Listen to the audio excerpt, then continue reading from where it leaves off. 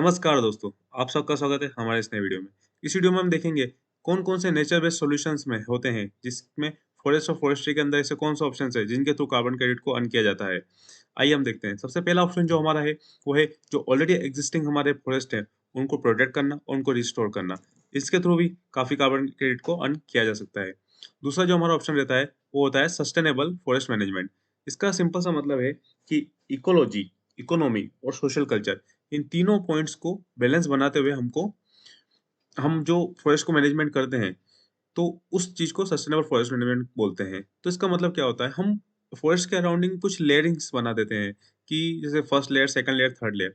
जो first layer वाला portion रहेगा, वहाँ पे कुछ लिमिटेड एक्टिविटी ही अलाउ की जाएगी। सेकंड लेयर है, वो थोड़ा और उसमें उसको ओपन किया जाएगा, तो उसमें वो ज़्यादा एक्टिविटी उसमें अलाउ कर सकते हैं। जो थर्ड लेयर है, ये एक तरीके से कंप्लीटली ओपन एक्टिविटी होती है। तो इस तरीके से फॉरेस्ट को प्रोटेक्ट करने के लिए और उसके रिसोर्सेज को अच्छे से यूज़ करने के लिए इस तरीके की लेयरिंग वाला कॉन्सेप्ट है। इसी को सस्टेनेबल फॉरेस्ट मैनेजमेंट बोलते हैं। तीसरा जो हमारा ऑप्शन होता है, वो होता है जो इंटीग्रेशन होता है पेड़-पौधों का और जो फॉरेस्ट का, वो होता है किसी भी भू-भाग में, लैंड्स मतलब किसी भू-भाग में पेड़-पौधों को लगाना। इससे क्या बेनिफिट होता है? इससे मोस्टली इसको लगाने से जो वहाँ की सॉइल है, वो वहाँ का इरोजन रुक जाता है, जो वहाँ की वाटर क्वालिटी वो इम्प्रूव हो जाती है और जो वहाँ पे डिफॉरेस्टेशन होने से बच जाता है, वहाँ पे वो बारिश भी अच्छे से होती है और साथ ही साथ वहाँ पे डेज़र्टिफ़िकेशन भी उसका रुक जाता है। तो कुछ की बेनिफिट्स है इन ऑप्शन से। तो फर्स्ट सबसे पहले अगर हम देखें तो वाटर फ्लो का जो है उसको रेगुलेट हो जाता है, जिसके कारण हमारे फ्लड्स वगैरह कंट्रोल में आते हैं।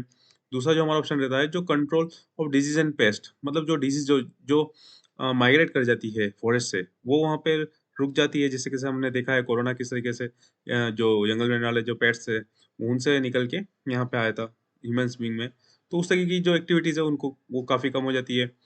जो कार्बन सिक्वेस्ट्रेशन, अगर हम फॉरेस्ट को अच्छे से मैनेज करते हैं, तो ये एक तरीके से लंग्स का काम करते हैं, ये कार्बन को एब्ज़ॉर्ब करते हैं। तो ये एक अच्छा इससे बेनिफिट है। बायोडायवर्सिटी, अगर जंगल अच्छे से रहेंगे और उसमें अगर जंगल को अच्छे से मैनेज किया जाएगा, तो वहाँ की जो जैव विविधता है, बायोडायवर्सिटी, वो अच्छे से वहाँ पे बढ़ती है। जिसका बेनिफिट हम जानते ही हैं कि अगर जितने भी बायोडायवर्सिटी अगर एक्ज़िस्ट करती है, तो वो नेचर के लिए अच्छा ही रहता है। स्लोप स्टेबलाइजेशन, इससे में क्या होता है कि अगर हम किसी ऐसे लैंड के पोर्शन में जहाँ पे हम बहुत सारा पेड़ लगा देते हैं, तो वो वहाँ की सॉइल को होल्ड करके रखता है, जिसके कारण जो हल्की सी भी जो अर्थ का मूवमेंट होता है, उससे जो नेचुरली लैंडस्लाइड होता है, वो उससे अवॉइड हो जाता है। वो उसको क्योंकि पेड़ पौधे अपनी जड़ों से जमीन को रोक उसको मिट्टी को रोक के रखते हैं, तो जो नॉर्मली जो लैंडस्लाइड होता है, वो उससे अवॉइड हो जाता है। तो ये की बेनिफिट्स होते हैं जो हमारे नेचुरल फॉरेस्ट्री होते हैं उसके थ्रू। तो इसका क्लाइमेट पे क्या इम्पैक्ट हो सकता है अगर हम इन ऑप्शंस को इम्प्लीमेंट करते हैं, हमको डायरेक्ट बेनिफिट ये मिलेंगे और इनका क्लाइमेट पे लॉन्ग टर्म इम्पैक्ट क्या रहेगा? तो बेसिकली ये ड्रॉट को अवॉइड कर देते हैं। मतलब अगर इस तरीके की एक्टिविटी को लेते हैं तो ड्रॉट हमारे पास पॉसिबल है कि उस एरिया में कभी ड्रॉट आएगा नहीं। जो फ्लड्स है, वो वाली पॉसिबिलिटी भी इसमें अवॉइड हो जाती है कि हाँ, अगर सही से मैनेज करते हैं तो फ्लड्स उस एरिया में नहीं आ पाएगा। तो तीसरा है हमारा फायर, फॉरेस्ट फायर, जो कि एक आजकल के टाइम में बहुत बड़ा इश्यू बन चुका है। जैसे कि हमने अभी रिसेंटली देखा था कि किस तरीके से अमेज़न के फायर जंगल्स में काफ़ी फायर हुआ था। तो अगर सही से फॉरेस्ट को मैनेज किया जाए, सही से अगर उसका ले जो सस्टेनेबल फॉरेस्ट मैनेजमेंट को अप्लाई किया जाए, सही से अगर जो एक्टिविटीज़ है उनको कंट्रोल किया जाए, तो फॉरेस्ट फायर को भी रोका जाता है। तो इस तरीके से इन सभी एक्टिविटीज़ से हम कार्बन को इमिट होने से रोकते हैं।